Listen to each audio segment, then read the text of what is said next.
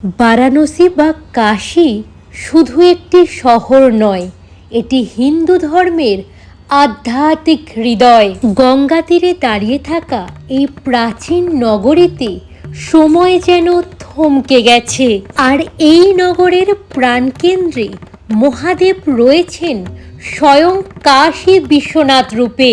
শাস্ত্র বলে কাশী বিশ্বনাথ দর্শন ছাড়া মোক্ষ লাভ অসম্ভব।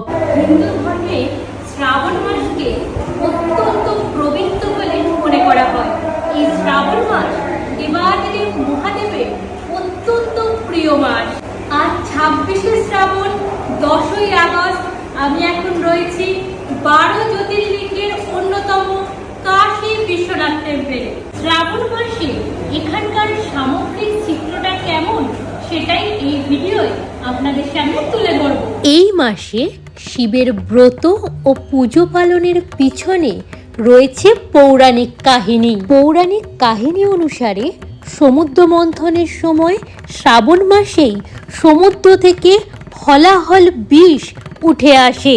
সমস্ত সৃষ্টিকে বাঁচাতে সেই বিষ মহাদেব নিজের কণ্ঠে ধারণ করেন। তার জ্বালা জুড়োতে দেবতারা তার মাথায় জল ঢালেন।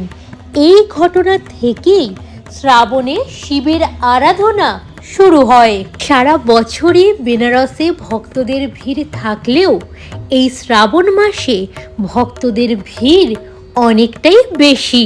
শিব পুরাণে বলা আছে এই কাশী কোনোদিন ধ্বংস হবে না, কারণ এটি মহাদেবের প্রিয় ভূমি। কথিত আছে মহাদেব নিজে বিশ্বনাথ রূপে এখানে আবির্ভূত হন ভক্তদের মুক্তিদানের জন্য।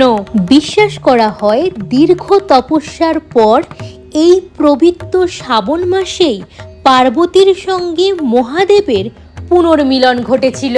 একটা ছোট্ট ইনফরমেশন আপনাদের সাথে শেয়ার করে রাখি। এই মুহূর্তে বেনারসের ওয়েদার একদম ঝকঝকে রয়েছে, কোথাও কোনো বৃষ্টি নেই। पितामहेश्वर और परपितामहेश्वर का ये कथा है कि जब महादेव जी और पार्वती जी का विवाह हो रहा था, तो महादेव जी ने पार्वती माता को आशीर्वाद दिलवाने के लिए अपने अंदर से अपने पिता को और अपने परपिता को उत्पन्न किया था। पार्वती माता जी ने इच्छा जताई थी कि हमें अपने पूर्वजों को, अपने बड़ों का आशीर्वाद दिलवाइए। महादेव जी ने अपने अंदर से अपने पिता को और परपितामहेश्वर का उत्पन्न किया था।